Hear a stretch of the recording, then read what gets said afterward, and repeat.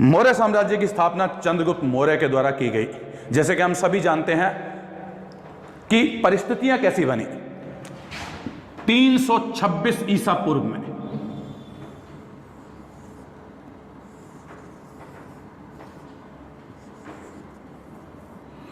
यूनानी शासक संयुक्त सिकंदर का आक्रमण हुआ। सिकंदर का वास्तविक नाम था अलेक्जेंडर।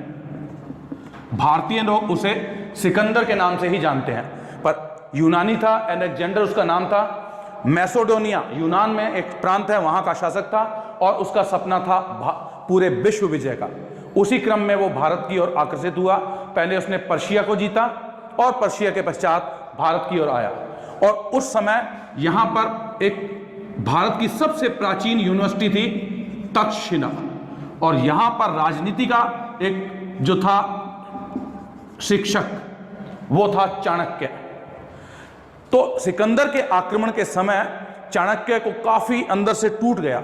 उसने कहा इस प्रकार से भारत टुकड़ों में बटा हुआ है, भारत बिल्कुल टुकड़ों में बटा हुआ है, तो ऐसी स्थिति में कोई भी इसको जीत लेगा। उस समय भारत की उत्तरी पश्चिमी सीमा जहां आज पाकिस्तान है, वहां पाकिस्तान वाली जगह पर 28 छोटे छोटे राज्य थे, 28। ऐसे में उनको हराना बिल्कुल आसान था क्योंकि वो टुकड़ों में बटे हुए थे और एक दूसरे की सहायता भी नहीं करते थे। ऐसी स्थिति में क्या है कि सिकंदर का आक्रमण हुआ तो सबसे ज्यादा आहत होने वाला व्यक्ति था एक राजनीति का शिक्षक चाणक्य, विष्णुगुप्त चाणक्य। एक ब्राह्मण था जिसने एक बाद में यह सपना देखा कि हम इस देश को एकीकृत करें, नहीं तो सिकंदर के पश्चात कोई और भी आ सकता है, तो भारत को लगातार कुचलते रहेंगे, रोनते रहेंगे। ऐसी स्थिति में विष्णुगुप्त चाणक्य जो था उसने देश को एकीकरण करने की ठानी और इसी क्रम में उसने जो है मगध से बातचीत की। मगध पर उस समय नंद वंश के राजा धनानंद का शासन था। धनानंद जो था वो टैक्स इतने लगा चुका था अपनी प्रजा पर कि जनता में अलोकप्रिय हो गया। जनता में अलोकप्रिय होने के कारण जो है जनता उससे क्षुब्ध थी, दुखी थी, वो परिवर्तन चाहती थी जनता। तो ऐसी स्थिति में जो है वही एक समय था जब चाणक्य धनानंद के समक्ष पहुंचा और उसने धनानंद को एक प्रस्ताव किया कि संपूर्ण भारत का नेतृत्व कीजिए और यूनानियों को मार भगाइए। धनानंद को यह बात समझ में नहीं आई और उसने उस ब्राह्मण का अपमान करके दरबार से बाहर फेंक दिया। और उसी समय चाणक्य ने अपनी शिखा की गांठ खोली और शिखा खोल दी और उसके पश्चात यह संकल्प किया, एक प्रतिज्ञा दी कि जब तक मैं इस देश का एकीकरण नहीं कर दूंगा, इस देश को एकता के सूत्र में नहीं मान दूंगा और नंद वंश जैसे साम्राज्य का विनाश नहीं करूंगा, तब तक मैं इस शिखा में गांठ नहीं लगाऊंगा।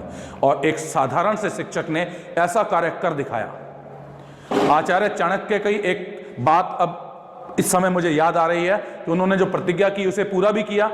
तब उन्होंने अपने कौटिल्य के अर्थशास्त्र में लिखा है, शिक्षक कभी साधारण नहीं होता, प्रलय और सृष्टि उसकी गोद में पनते हैं। यानी वो चाहता है तो पूरे विश्व को उजाड़ सकता है, वो चाहे तो इस विश्व को बना सकता है। तो ये बात आचार्य चाणक्य ने 2300 साल पहले कही थी कि शिक्षक कभी साधारण नहीं होता।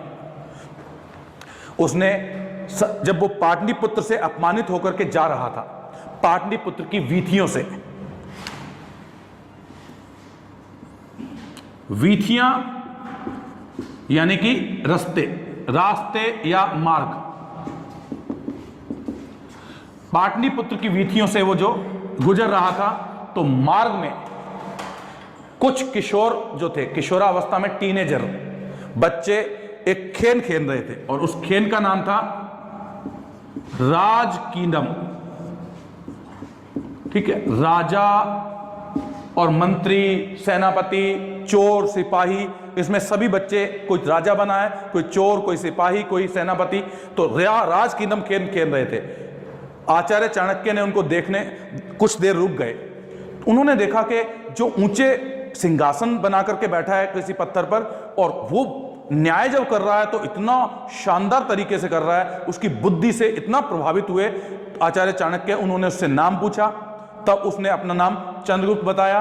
चंद्रगुप्त जो है उसके मामा, कई स्थानों पर लिखा है किसी शिकारी ने उसे खरीद लिया था बचपन में, तो संभवतः एक स्थान पर उसके मामा का उल्लेख हुआ है। तो उसके मामा ने उसे 1000 कारशापणों में बेच दिया आचार्य चाणक्य को। कारशापण उस समय की मुद्रा का नाम है। आज हम रुपया कह देते हैं, उस समय उस मुद्रा को मौर्य युग में मुद्रा का नाम था पण या कारशापण। तो 1000 कारशापणों में चंद्रगुप्त को किशोरावस्था में खरीद दिया और निरंतर 8 वर्ष तक तक्षशिला यूनिवर्सिटी में, तक्षशिला विश्वविद्यालय में चंद्रगुप्त मौर्य की शिक्षा हुई। शिक्षा भी क्षत्रियों के प्रकार से, क्योंकि वो क्षत्रिय ही था, तो शिक्षा क्षत्रियों की भांति हुई। घुड़सवारी, तलवारबाजी, तीरंदाजी और एक राजा बनने के जो शिक्षा होती है, उस सभी शिक्षा 8 वर्षों में दी।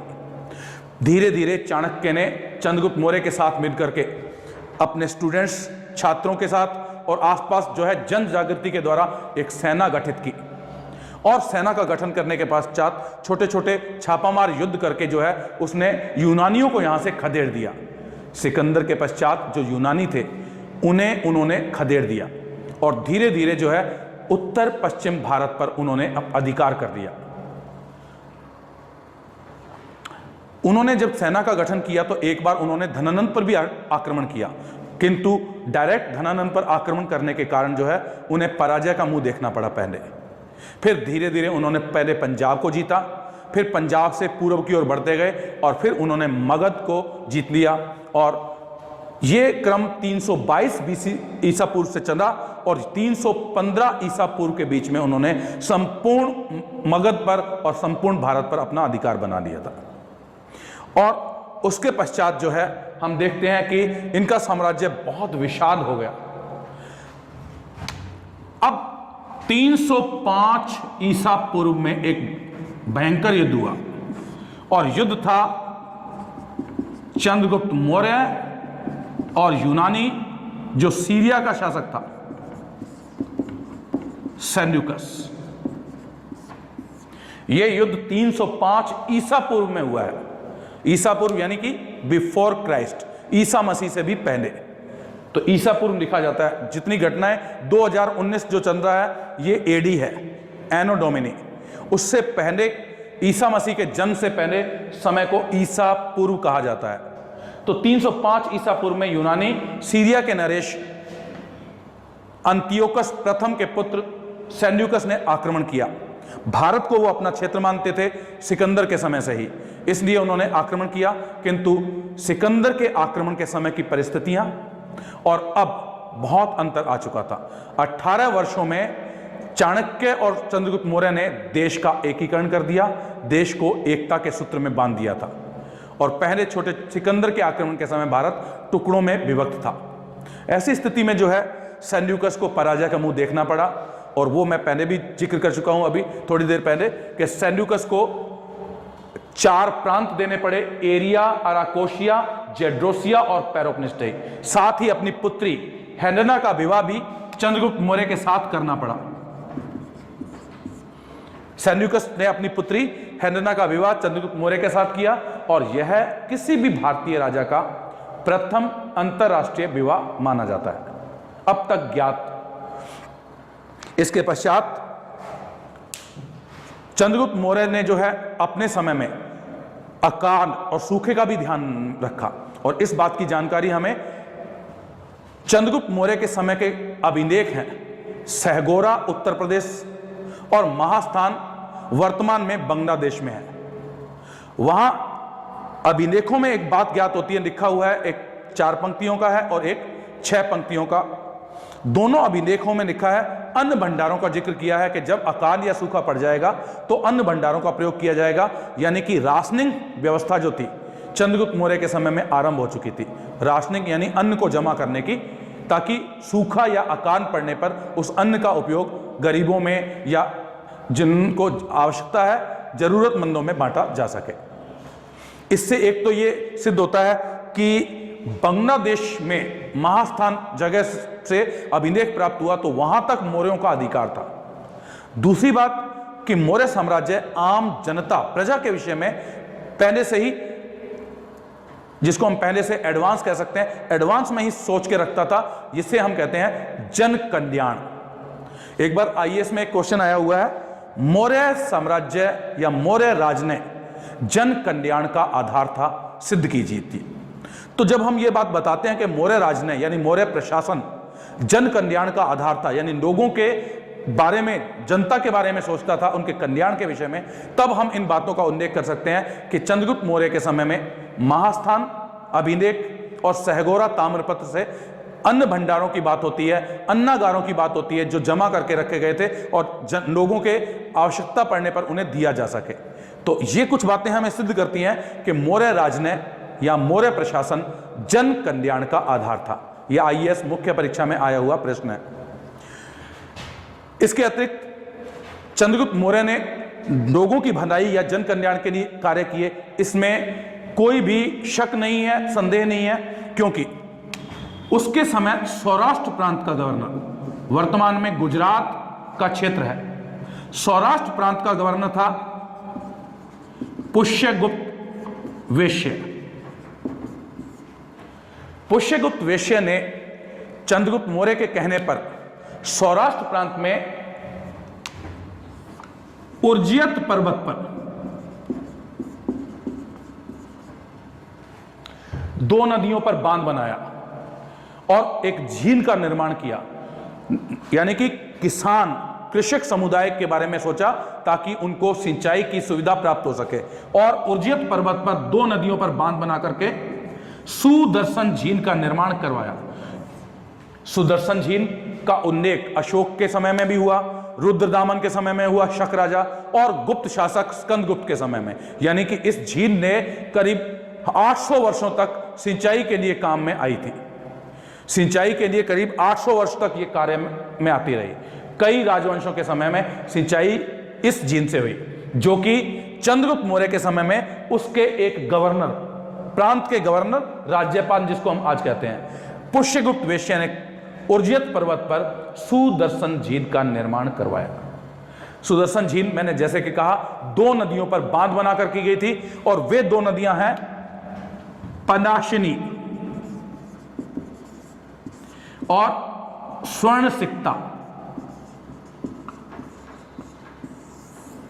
ये 2 नदियां गुजरात के काठियावाड़ क्षेत्र में थी, जूनागढ़ जहां है, और यहां उर्जियत पर्वत पर इस झील का निर्माण करवाएगा, इन दोनों नदियों पर बांध बना करके, पनाशनी और स्वर्णसिक्ता नदियों पर। सिंचाई के बारे में, किसानों के विषय में भी सोचा, तो यह भी एक हम बता सकते हैं कि मौर्य प्रशासन जन कल्याण का आधार था, यानी जनता के विषय में सोचता था।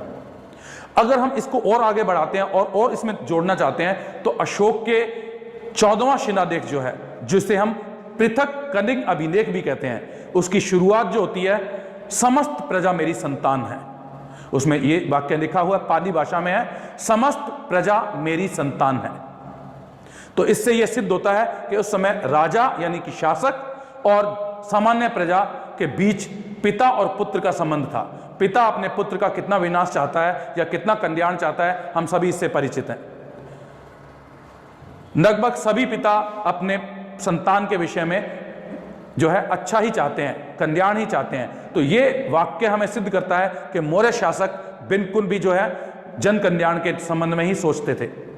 इसका उदाहरण अशोक के समय में तो बहुत अधिक मिलता है, वहां हम बहुत कुछ लिख सकते हैं इस विषय में। जबकि आईएएस और आरएस प्री के अंदर भी जो है इससे संबंधित क्वेश्चन आते रहते हैं। सुदर्शन झील पर मैं अभी तक 4 बार प्रश्न देख चुका हूं। आईएएस में तरह तरह से पूछा जाता है। कभी कभी इसकी मरम्मत पूछी जाती है कि किसने करवाई, जो समय समय पर हम बताएंगे।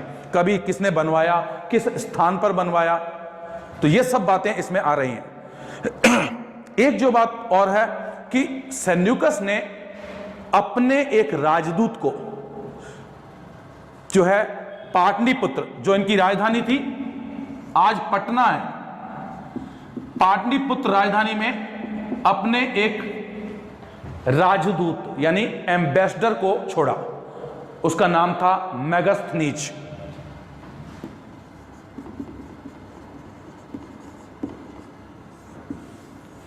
ये 12 वर्षों तक पाटलिपुत्र में रहा और इसने वहां के नगर प्रशासन के विषय में लिखा और इंडिका नामक पुस्तक की रचना की। इंडिका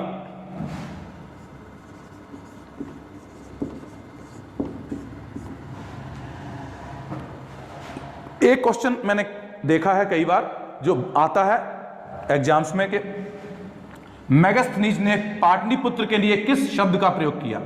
तो मेगास्थनीज ने इंडिका में पाटलिपुत्र को पालीब्रोथा कहा। मेगास्थनीज ने पाटलिपुत्र को पालीब्रोथा कहा था। यह क्वेश्चन कई बार तथ्यात्मक रूप से पूछा जाता है। पाटलिपुत्र जो वर्तमान में आज पटना है और बिहार की राजधानी है, यह बहुत पूर्व में निर्माण किया गया था हर्यक वंश के शासक ने। हर्यक वंश का शासक था उदयन, जिसने गंगा और सोन नदी के संगम पर पाटलिग्राम या पाटलिपुत्र एक स्थान की स्थापना की और उसे अपनी राजधानी बनाया। तभी से पाटलिपुत्र जो है बहुत ही ऊंचाइयां छुआ विकास के क्रम में, और अगले कई वर्षों तक, सैकड़ों वर्षों तक पाटलिपुत्र जो है भारत का केंद्र बिंदु रहा। गुप्त साम्राज्य जो करीब 300 वर्षों तक था, उसकी राजधानी भी पाटलिपुत्र था। गुप्तों के पश्चात पाटलिपुत्र जो है अपना वैभव खो चुका था। मौर्य साम्राज्य से लेकर गुप्त साम्राज्य के बीच में पाटलिपुत्र अपने विकास के चरम उत्कर्ष पर था। भारत में सभी व्यापारिक मार्ग वहां से गुजरते थे, बहुत बड़ा फन फून रहा था, वैभव में था। किंतु गुप्तों के पश्चात, गुप्तों के पराभव के पश्चात पाटलिपुत्र का भी पराभव दिखाई देता है और उसका स्थान कुछ समय बाद कन्नौज ने ले लिया था। मौर्य वंश में चंद्रगुप्त मौर्य का, हम चंद्रगुप्त मौर्य के विषय में बात कर रहे हैं। इनके विषय में जो प्रश्न आते हैं, एक ये कि चंद्रगुप्त मौर्य के साम्राज्य में जब उसने 24 वर्षीय साम्राज्य को संभाला, प्रशासन को संभाला, उस दौरान 12 वर्षों तक पाटलिपुत्र में सूखे की स्थिति उत्पन्न हुई और महास्थान